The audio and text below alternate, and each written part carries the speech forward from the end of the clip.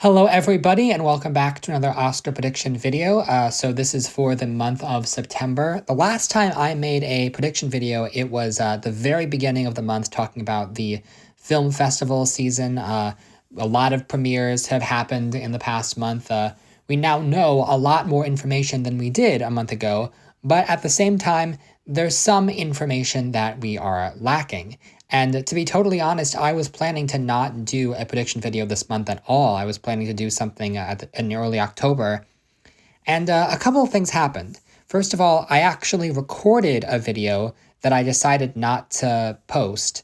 And that video would have been about the studios. Which studio has the most interesting slate this year? Which movies are going to get top priority from their studios?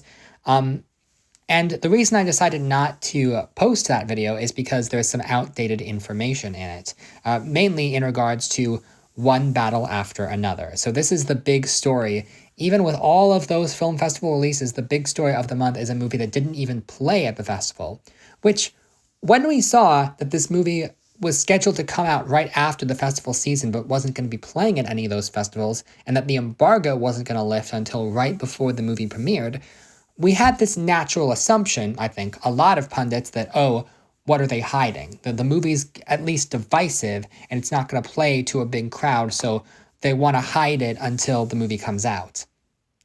But as the film festivals were wrapping up, we started to hear these rumblings that this movie was something really, really special. And I have to be honest, initially I dismissed those rumblings as hyperbole. I was like, oh, people are very, very excited because they're seeing it in this exclusive private screening with DiCaprio in the room, and that's going to alter your perception of the movie a little bit. But the closer we got to the embargo lifting, the more I started to feel like this might actually be something. And indeed, once the embargo lifted, it was pretty clear. We have multiple pundits that I adore all saying that this is not just the movie of the year, but quite possibly the definitive movie of the decade, which I was going to wait until after I got the chance to see the movie for myself, but after reading some of those reviews, I think I got a good enough picture that I can just go ahead and make my updated predictions now. So there's a few things that I'm going to mention right off the bat. Rental Family is a movie that a month ago I was predicting to do very, very well. It was sort of positioned as Searchlight's #1 contender of the season, and Searchlight always has at least one movie that's a big part of the awards race. But it looks like they're not going to have one this year because the reviews for that movie were not terrible, and yet everyone was like, oh, it's sweet, it's charming, it's pleasant enough, but it's not the sort of thing that sticks in your memory very long. And so I don't think Rental Family is going to be a top awards contender. A lot of the films that premiered at the festival that people were expecting might do well ended up being disappointing. And a few did pretty well. Hamnet did pretty well. No Other Choice did pretty well. But the field actually looks significantly thinner post the fall film festivals than pre the fall film festivals. So let's see what's changed. So starting off with the category of Best Casting. Now, I, at the moment, still have Sinners winning. One of the big realizations that I came to after I figured out that One Battle After Another really was going to be that big, I was like, okay, what can Sinners still win? And I think this is one of them. I think it might be neck and neck between these two movies. They both have large ensemble casts of very good actors. They both have some newcomers that were being discovered for this film. But I'm going to lean towards Sinners because I found out that the casting director of Sinners, Francine Maisler, is probably one of the most prolific casting directors working right now. Her resume is absolutely insane. Films like 12 Years a Slave, Birdman, Arrival, Little Women, both Dune movies. It just feels like she would have been nominated for and potentially won a bunch of casting awards in the past 15 years or so. Like she would have been the Meryl Streep of the best casting category had it existed. And One Battle After Another has Cassandra Koulikoundas, who did most PTA movies, as well as Her and The Brutalist. So certainly nothing to sneeze at, but Francine's her resume just goes on and on and on with banger after banger. And I just feel like in terms of this is the very first time we're ever awarding this Oscar, we should award it to someone who has been due to win it for a long time. And so I do think Francine's going to win for Sinners. The rest of the nominees, nothing too crazy here. I think Wicked is probably getting nominated, but I still don't know about the qualifications. Like, technically, if we would have nominated the first film, but the first film wasn't eligible, so we'll nominate it this time. I think that's going to be the logic, but it's tricky. Documentary feature, I have next to nothing to say about this one. I think last time I had this, I was predicting Deaf President Now, but because that got nominated for an Emmy, it's no longer eligible for this, which are weird rules.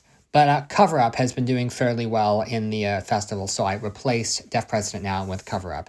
And not a whole lot else to say there.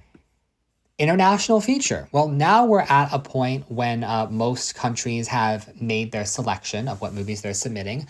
France did submit It Was Just an Accident and not Nouvelle Vague. We're getting a little bit nervous about that one. But yeah, I think the top 5 looks really, really strong. All 5 of those movies were at least partially in the Best Picture conversation for a time. And so while Sound of Falling, Seurat, and The President's Cake, those movies would be in contention in a normal year, this might be the strongest lineup that we've ever had in the history of this category. And 2, 3, 4, and 5 are all movies that could have won in a different year, but I think sentimental value is just going to be too big to ignore.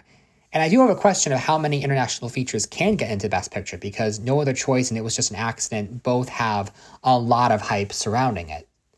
Tanasa, the voice of Hind Rajab, that is a movie that I've really, really got my eye on because the reviews seem out of this world. But I'm at the moment, I only have it getting the international feature nomination, but you'll see later I have it popping up in the 6 through 10 range in a variety of categories because I think there's a chance that people who love it will really, really love it.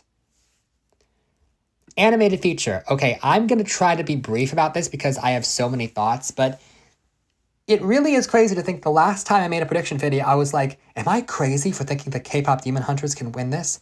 And now I feel like that's the consensus choice. Frankly, K-pop Demon Hunters is the only animated movie this year that I'm super confident is getting the nomination at all. Everything else, you can make an argument that it's missing. I mean, Scarlet, the reviews from the festivals were really not that good. Ne Zha 2 bombed at the box office in America, which is a shame because I really was wowed by it. Everything else, Arco, Little Amelie, those might get in, but they feel small-ish. And then Elio, I love this movie, and it is a shame. I kept telling myself for months that Elio is going to do well on streaming, but then the timing of this movie coming out on streaming right as the Jimmy Kimmel story breaks, causing this mass boycott of the Disney Plus platform, which is completely understandable, but also not Elio's fault. And so it really is a shame, and I hope more people get the chance to see it. But as of this moment, as of this recording, the anti-Disney backlash is insanely strong, and it kind of has me wondering how well Zootopia 2 is going to do at the box office, quite frankly. But yeah, I probably should take Elio out at this stage, but the category is just so weak. If In Your Dreams gets really good reviews, then I'll consider it, but yeah, this is just a really, really weak lineup, so I don't think K-pop Demon Hunters has anything to worry about. I think it's taking this. Best Sound. Okay, so this is another category that I still think Sinners can win because it has the combination of the musical performances and the special effects, fighting scenes, vampires, guns, all that stuff. Wicked, maybe, but the first film didn't win. F1, a few people have F1 at number 1 of their predictions, and I finally saw that. I think the sound work is very, very good, but because it's not going to be up for picture, I don't know how far it can realistically go. And then everything else, One Battle After Another is right at number 6, because it's up against some very sound-heavy films, and I don't know just how much the sound is going to play a part in that film, but yeah. Best Original Song. Now, this is shaping up to be a really, really interesting race between I Lied to You and Golden. And I was actually debating making a video on this topic entirely, because you've got Golden, which is shaping up to be the song of the year, topping the Billboard 100 for many weeks in a row. And it is very rare for an original song from a movie to do that. And because of that, I think this can seriously win. The only problem is I Lied to You is basically the movie scene of the year. I was thinking that the filmmaking of that scene would really propel that song to glory, like we've seen before with El Mal and Naatu Naatu. The thing that I kept coming back to, though, is that even though the filmmaking of that scene is genuinely next level, the song itself is not the first thing anyone talks about when they talk about that scene. They talk about the cinematography and the direction and the costumes and all that. And so I do think Golden as a song works better as a standalone piece than I Lied to You does. And I had I Lied to You at number one for a long time, and now that I no longer think Sinners is number one for picture, I am going to give it to Golden right now. I do think it's very, very close. I would not be surprised to see I Lied to You win the Globe and Golden take Critics' Choice, and where it's a mystery right up until the night. But I think both songs are in lockstep with each other. And I also think the top five feels pretty secure. I don't know how well Testament of Ann Lee is going to do, but that's the only potential spoiler I could see. Real quick, I want to mention the Wicked songs. We now know the titles of both songs, and we also know that No Place Like Home is Elphaba's song, which is going to be early in the film, shortly after Thank Goodness. And Glinda sings Girl in the Bubble, which happens, I think, after No Good Deed. So it's really cool that they have these two original songs that are going to complement the pre-existing songs already in the story to really flesh this movie out and make it feel like a cohesive whole. And I do think Girl in the Bubble might have the slight edge because it takes place later in the film and is maybe going to have a bit more emotional weight to it. But personally, I don't think either of the two Wicked songs are going to be able to compete with I Lied to You and Golden. And of course, Diane Warren is right there in the middle, like she always is. Best Original Score, I have basically nothing to comment on. I still think that this is one that Sinners can win. Hamnet, I think, is very, very close. The interesting thing about Hamnet is that it's Max Richter, who is most famous for composing On the Nature of Daylight, and apparently that track is featured in this film, which, okay, that song is just like a cheat code to get people to cry now. I mean, it worked in Arrival. By the time I heard it in Last of Us, I was like, oh, now you're just cheating. But they're doing it again in this movie that is already very sad by itself. We'll see how it plays. But is the song going to be... Not the song. Is the score going to be eligible despite the fact that it uses this pre-existing music? Hopefully so. But just something to keep in mind. One Battle After Another is Johnny Greenwood, who's considered overdue. Maybe that'll be a factor. Maybe it won't. Ludwig Göransson already has 2 Oscars by this point, so it might be a little bit tough with that. Visual effects, not a whole lot has changed here. Having seen F1, I don't really know where the effects are in that movie. It all looks pretty realistic, but I've been told that there are a lot of subtle effects, so hopefully it does very well on the bake-off list. I legitimately don't know. I saw Matt Neglia pose that Sketch could be a surprise visual effects nominee along the same lines as Love and Monsters from 2020. And while I think that's a very intriguing idea, I also think that Love and Monsters was only able to get in because that was an exceptionally weak year for visual effects. And so I don't know quite how well it can go in this year. Makeup and hairstyling. So I currently have Frankenstein winning this, even though I don't know how well that movie's going to do overall. I really think it's just a tech player and not an above-the-line player, which some people seem to think it could be. It was second place at People's Choice at the TIFF Audience Award, which is not nothing. It's better than a lot of people thought it was going to get, but the reviews just seem lukewarm to me. Now, this is interesting, though. For Best Makeup and Hairstyling, I was originally going to leave out Wicked for Good, because I was thinking the same logic as Dune last year. Oh, how much new makeup is there in this film that wasn't in the first movie? But a lot of people pointed out to me that we're going to see the Scarecrow and the Tin Man in this film. I don't know how much screen time they're going to get because they got very little screen time in the stage version. And I also don't know if it really is going to be makeup or if it's going to be CGI. But if we do get some great makeup designs for the Scarecrow and the Tin Man, then that might be just enough to get it nominated in a potentially weak year. Both Wolfman and 28 Years Later are just on the periphery as the horror films that could get nominated, though again, Sinners and Frankenstein also here. Is there a limit to how many horror films we can have in Best Makeup? We shall see. Best Costume Design, I still have Wicked winning this one, but Hamlet's right behind it. I really don't think I've changed the top 5 at this at all. Hedda is one that might be contender, might not be contender, and we're just going to have to wait and see on that one. Yeah, no comment on costume design.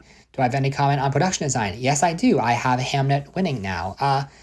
I do think there's a limit to how many Oscars Wicked can, repeat. It won both costume and production design last time. I think it can. There's just enough new costumes that it can win again, but production design might be harder. And I think Hamlet, the fact that they recreated the Globe Theater, is going to get enough support that it could potentially pull off the win here. But Frankenstein and Sinners also both look very good. I don't believe I've changed this top 5 that much since last time.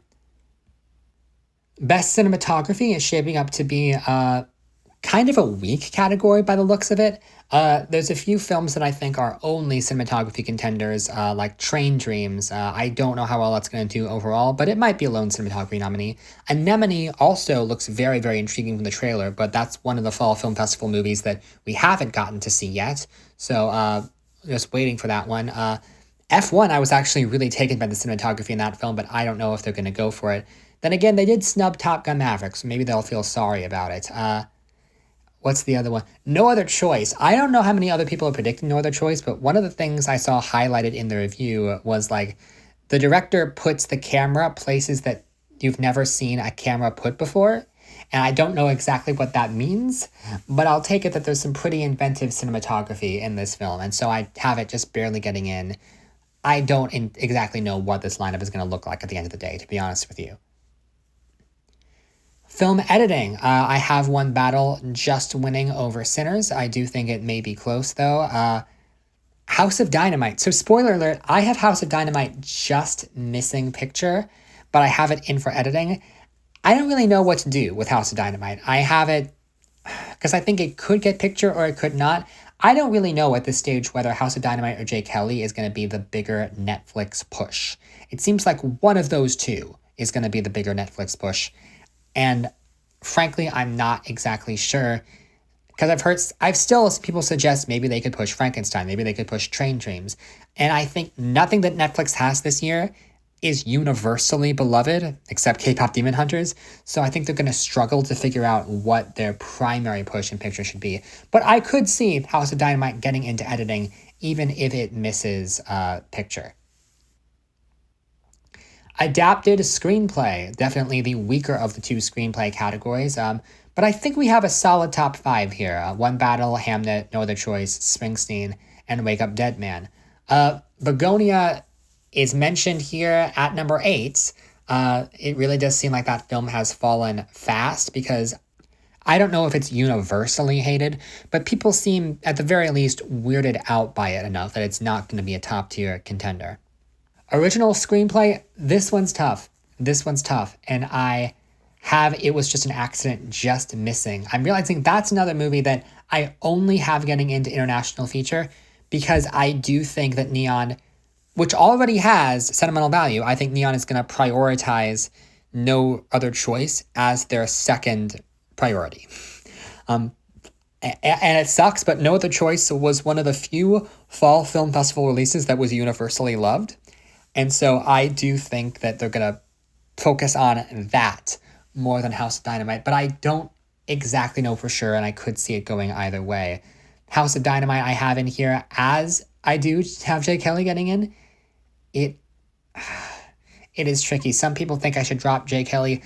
I think that Jay Kelly is the kind of movie that really, really appeals to people in the industry, really appeals to Oscar voters, and I think this is going to be like something like Mank or Emilia Perez, where the Oscars just love it, and most casual moviegoers are left scratching their heads.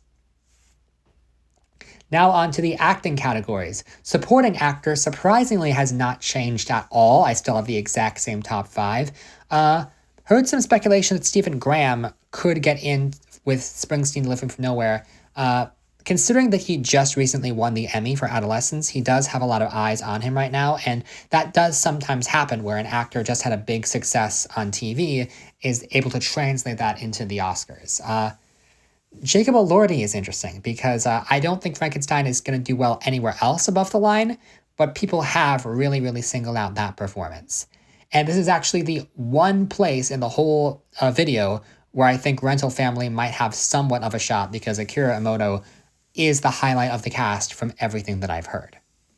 But it does seem like Stellan Skarsgård is definitely going to take the win here. Supporting actress. Okay, so this is interesting to me. You'll notice that 6 through 10 are all new. I don't really know which of these are going to be legitimate contenders. And Amy Madigan, that's a movie that I really, really need to see, but my gut tells me that she's just going to be Hugh Grant, getting in at a surprising number of precursors before ultimately missing the Oscar, because the studio has more important things to campaign than that movie, no offense. But this is something that I've actually started struggling with.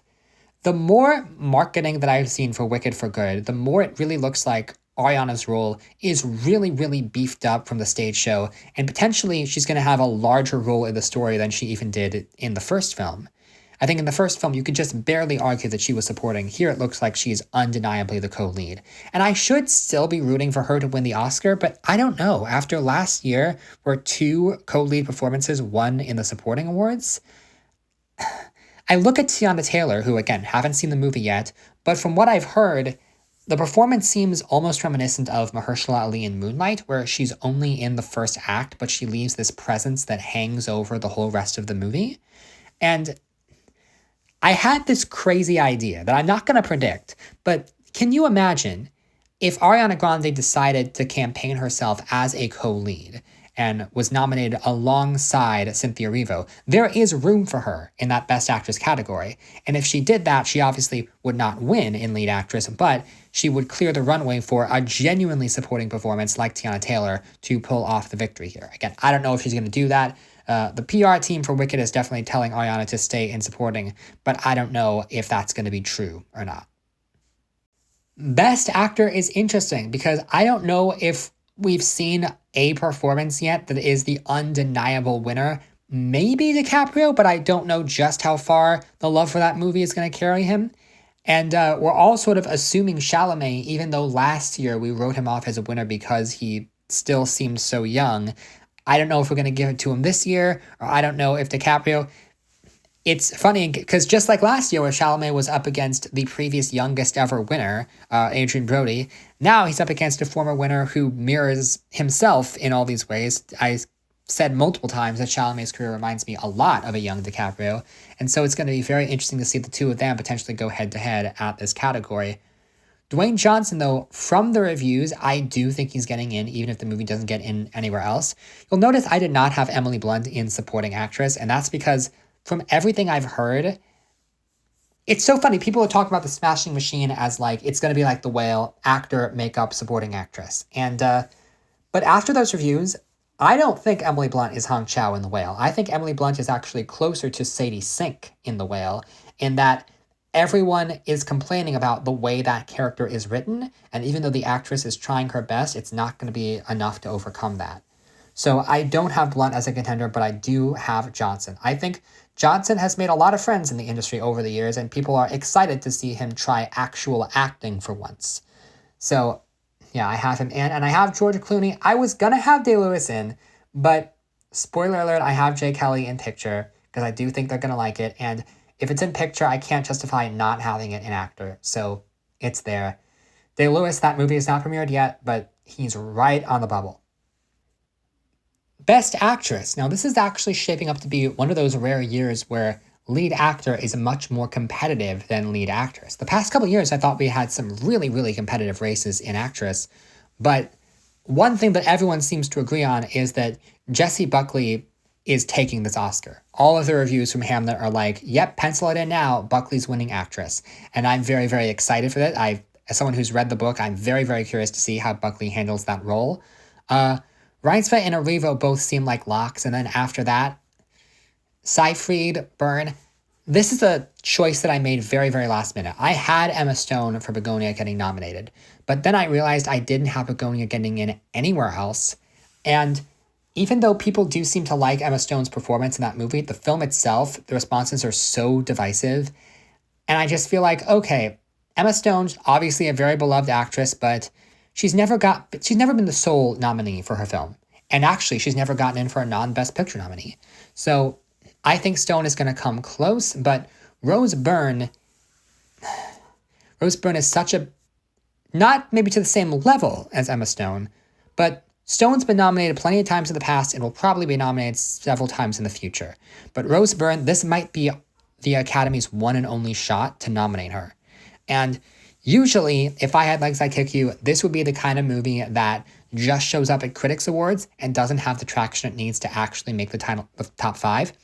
But because the category is so weak, I do think she can happen. Or maybe Ariana Grande will go lead and get in that 5th slot. I really don't know.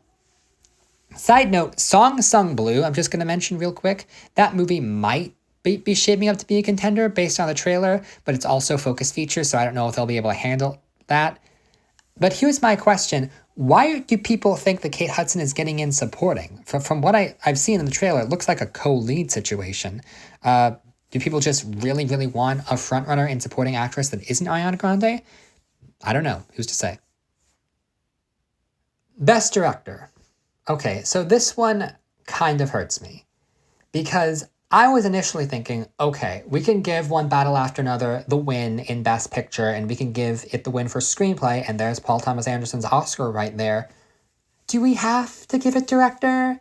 Because Ryan Coogler, he has such a narrative behind it. It is insanity to me that we've never had a Black Best Director winner, and it seemed for a while that Coogler could be the person to break that stat. But if One Battle After Another really is taking Best Picture, and if it really is as good as people say it is, then I think voters are going to see this as their opportunity to give Paul Thomas Anderson his long overdue Best Director Oscar. And yeah, it's a shame. It's a shame. I don't want to be biased here. Haven't seen the movie. I've said in the past that I'm not the biggest fan of PTA's work, but we'll see what happens. We'll see what happens. Outside of that, I don't really know. I do like the top 5. I do think Park Chan-wook can get in because, spoiler alert, I have no other choice in picture. Well, let's just look at picture now. So this was something that I did struggle with for a little bit. Again, totally sight unseen for the movie. Here's the thing, though. If Sinners and One Battle After Another were 2 separate studios, then maybe I could make the argument for Sinners still pulling off this win. I could be like, okay, the studio can rally behind it, it's got a great narrative and everything, but both movies are backed by Warner Brothers, and you just know that they're going to prioritize One Battle After Another. Sinners, I've thought for months that Sinners could win, but the one big obstacle in that movie's path is that it's a genre film, and it's a horror movie, and not all Academy voters even want to watch horror movies. So yes, it is this great success story and there's a great narrative behind it, but One Battle After Another potentially also has a great narrative behind it because from everything I've seen, the movie is very, very politically relevant to the moment that we are currently living through. And that, I think, says a lot. I remember last year being really surprised that the Best Picture winner, Anora, didn't really have much to comment on our current political situation, except for the argument that it's about the American dream falling apart, which The Brutalist is much more clearly about that, in my opinion. But now that we've had to live in the second Trump administration for a while now, I know it's been less than a year, but it feels like a lot more than that.